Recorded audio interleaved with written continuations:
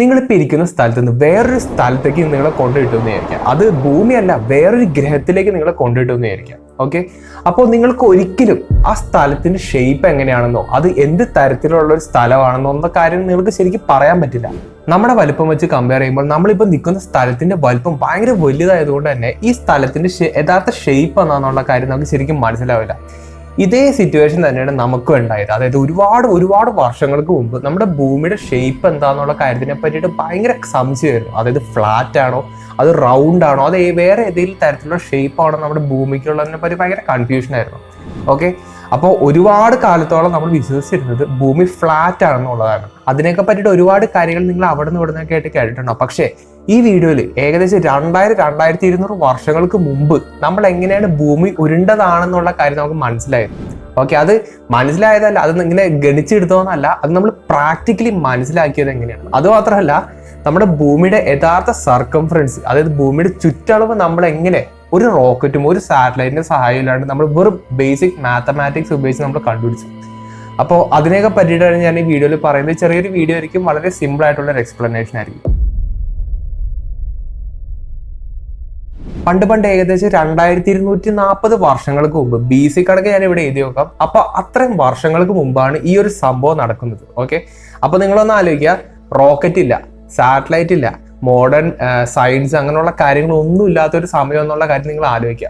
അപ്പോൾ ഇത്രയും വർഷങ്ങൾക്ക് മുമ്പാണ് നമ്മുടെ ഭൂമി ഉരുണ്ടതാണെന്നുള്ള ഒരു കാര്യം നമ്മൾ തെളിയിച്ചെടുത്തത്. ഇത് കണ്ടുപിടിക്കാൻ ഉപയോഗിച്ച ടെക്നിക്ക് ഏതൊരു കൊച്ചുകുട്ടിക്കും മനസ്സിലാവുന്ന ഒരു സംഭവമാണെങ്കിലും അന്ന് ഈ ഒരു സംഭവം മെനഞ്ഞെടുക്കുക എന്നുള്ളത് വളരെ ഇമ്പോസിബിൾ ആയിട്ടുള്ള ഒരു സംഭവം തന്നെയാണ്. അപ്പോൾ അതിനെ പറ്റിയിട്ടായിരിക്കും ഞാൻ ഈ വീഡിയോയിൽ പറയുന്നത്. നിങ്ങളൊന്ന് ആലോചിച്ച് നോക്കി, നട്ടുച്ചയ്ക്ക് നിങ്ങൾ വെയിലത്ത് പോയി നിൽക്കാമെന്ന് വിചാരിക്കാം. ഓക്കെ, അപ്പോൾ നിങ്ങൾക്ക് നിങ്ങളുടെ ഷാഡോ കാണാൻ പറ്റില്ല. അതായത് സൂര്യൻ നമ്മുടെ കറക്റ്റ് തലയ്ക്ക് മുകളിലാണെങ്കിൽ നമുക്ക് ഒരിക്കലും നമ്മുടെ ഷാഡോ കാണാൻ പറ്റില്ല.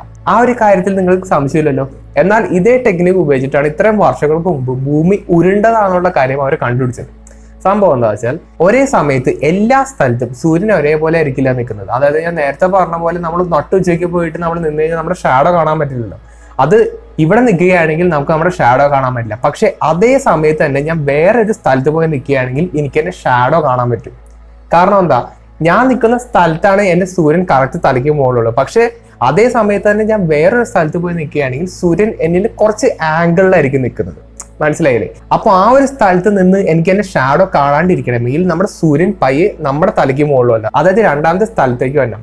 അപ്പോൾ നമ്മൾ ആദ്യം നിൽക്കുന്ന സ്ഥലത്ത് ശരിക്കും നമുക്ക് ഷാഡോ കാണാൻ പറ്റും. അപ്പൊ ഇതിന്റെയൊക്കെ റീസൺ എന്തായിരിക്കും നിങ്ങളൊന്ന് ഗസ് ചെയ്ത് നോക്കി. അതായത് ഒരേ സമയത്ത് എല്ലായിടത്തും നമുക്ക് ഒരേപോലെ ഷാഡോ ലഭിക്കുന്നില്ല. അപ്പോൾ അതിന്റെ ശരിക്കുള്ള റീസൺ എന്താ വെച്ചാൽ നമ്മുടെ ഭൂമിയുടെ സർഫസ് ശരിക്കും ഉരുണ്ടതായതുകൊണ്ടാണ്. അപ്പൊ ഇതേ ടെക്നിക്ക് ഉപയോഗിച്ചിട്ടാണ് നമ്മുടെ ഭൂമി ഉരുണ്ടതാണെന്നുള്ള കാര്യം നമ്മൾ റിയലൈസ് ചെയ്തത്. പക്ഷെ ഇത് മാത്രമല്ല, ഇത് ഉപയോഗിച്ച് നമ്മുടെ ഭൂമിയുടെ കറക്റ്റ് സർക്കംഫറൻസ് വരെ നമ്മൾ അന്ന് കാൽക്കുലേറ്റ് ചെയ്തു. അപ്പോൾ അതെങ്ങനെയാണെന്നും കൂടി ഞാൻ വളരെ സിമ്പിൾ ആയിട്ട് പറഞ്ഞുതരാം. സംഭവം എന്താ വെച്ചാൽ, സിറീൻ എന്ന് പറഞ്ഞ ഒരു സ്ഥലം ഉണ്ടായിരുന്നു. ഓക്കെ, അവിടെ വളരെ പ്രശസ്തമായിട്ടുള്ള ഒരു കിണർ ഉണ്ടായിരുന്നു. ആ കിണറിന്റെ നമ്മൾ ഉച്ച സമയത്ത് ആ കിണറിൽ നോക്കുകയാണെങ്കിൽ ആ കിണറിന്റെ ഏറ്റവും അടിഭാഗം വരെ നമുക്ക് കാണാൻ പറ്റും. അതിന്റെ റീസൺ എന്താ വെച്ചാൽ, സൂര്യൻ ആ കിണറിന്റെ തൊട്ട് മുകളിൽ നിൽക്കുന്നത് കൊണ്ടാണ്. അപ്പൊ സിറീനിൽ ഇങ്ങനത്തെ ഒരു കിണർ ഉണ്ടെന്നുള്ള കാര്യമൊക്കെ ഇദ്ദേഹത്തിന് മനസ്സിലായി. ഓക്കെ, അപ്പൊ ഇദ്ദേഹം ഈ കിണറിനെ വന്നൊന്ന് വിസിറ്റ് ചെയ്തൊന്ന് കാണാൻ വേണ്ടി ഒന്ന് വന്നു.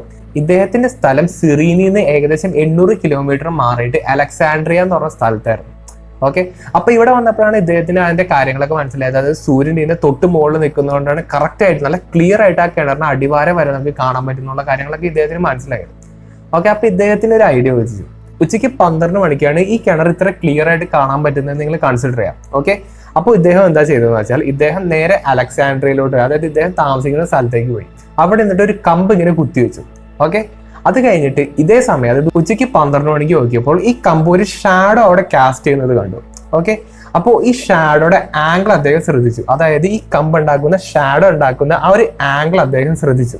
അതായത് സിറീനിലെ ഈ കിണറും ഈ കമ്പ് കുത്തിവെച്ചേക്കുന്ന സ്ഥലവും തമ്മിൽ ഏകദേശം 800 കിലോമീറ്റർ വ്യത്യാസമുണ്ട്. ഓക്കെ, അപ്പോൾ സിറീനിൽ 12 മണിക്ക് ഈ കിണറിന് തൊട്ട് മുകളിലായിരുന്നു സൂര്യൻ നിന്നിരുന്നത്. ഓക്കെ, അപ്പോൾ കിണറിന് അവിടെ ഷാഡോ ഒന്നുമില്ല, നമുക്ക് കിണറിന് ഏറ്റവും അടിവാരം വരെ കാണാൻ പറ്റും. പക്ഷെ അതേ സമയത്ത് തന്നെ അലക്സാൻഡ്രിയയിൽ ഈ കമ്പ് ഒരു ഷാഡോ അവിടെ കാസ്റ്റ് ചെയ്യുന്നുണ്ട്.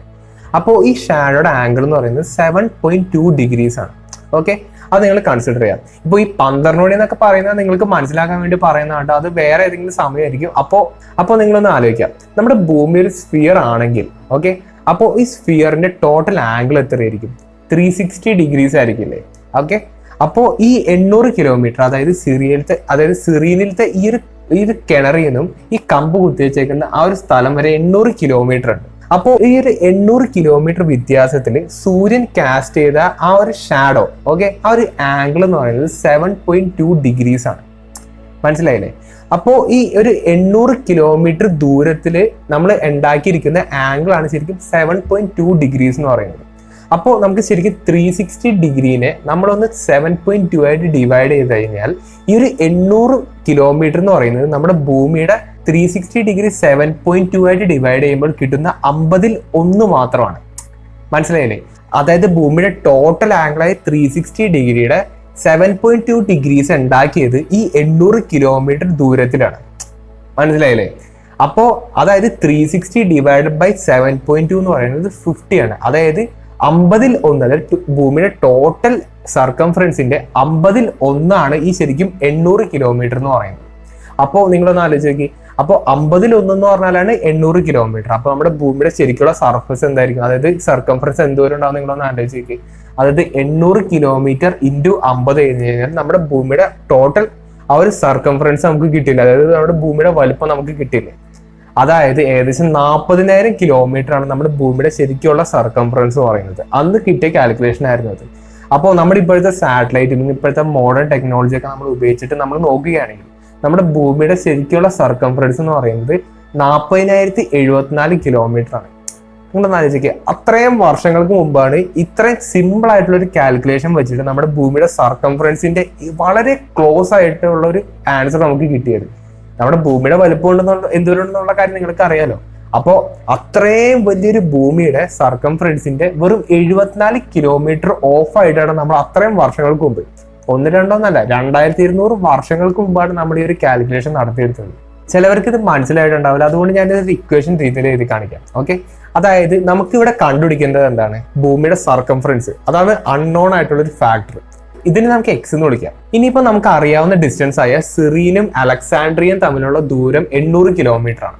ഓക്കെ, ഇത് നോൺ ആയിട്ടുള്ള ഒരു ഫാക്ടറാണ്. ഇനി നമുക്ക് അറിയാവുന്ന ഒരു ഫാക്ടറാണ് ഒരു സർക്കിളിന്റെ കംപ്ലീറ്റ് ആംഗിൾ എന്ന് പറയുന്നത് 360 ഡിഗ്രിയാണ്.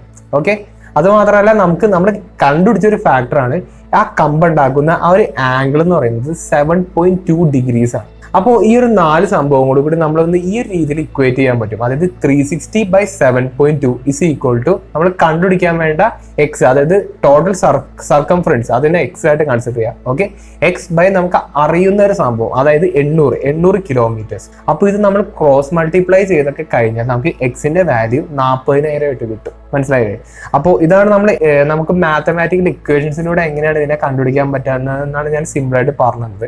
ഇത് കേൾക്കുമ്പോൾ വളരെ സിമ്പിൾ ആയിട്ട് തോന്നുമെങ്കിലും ആ കാലത്ത് ഈ സംഭവങ്ങളൊക്കെ നമ്മളൊന്ന് മെനഞ്ഞെടുക്കണമെങ്കിൽ നല്ല രീതിയിലുള്ള തല വേണ്ടി വരും.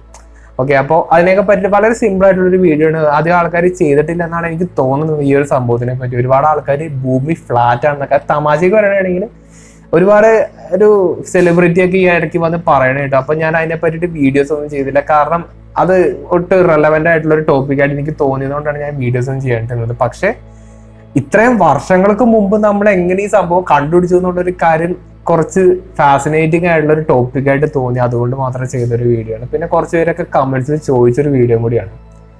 അപ്പോൾ ഞാൻ കഴിഞ്ഞ പ്രാവശ്യം ഒരു കമ്മ്യൂണിറ്റിയിൽ ഒരു പോസ്റ്റ് ഇട്ടായിരുന്നു. അപ്പോൾ അതിനകത്ത് ഒരുപാട് ക്വസ്റ്റ്യൻസ് വന്നിട്ടുണ്ട്. അതിനെയൊക്കെ പറ്റിയിട്ട് നല്ലൊരു വീഡിയോ ഞാൻ ഇനി അടുത്തായിട്ട് ചെയ്യുന്നതായിരിക്കും, കാരണം ഒരുപാട് ക്വസ്റ്റ്യൻസ് അതിനായിട്ട് റിലേറ്റഡ് ആയിട്ടുണ്ട്. ഓക്കെ, അപ്പോൾ അത്രയൊക്കെ ഉള്ളൂ. നമുക്ക് എന്തായാലും നല്ലൊരു ടോപ്പിക്കായിട്ട് ഇനി അടുത്ത വീഡിയോ കാണാം.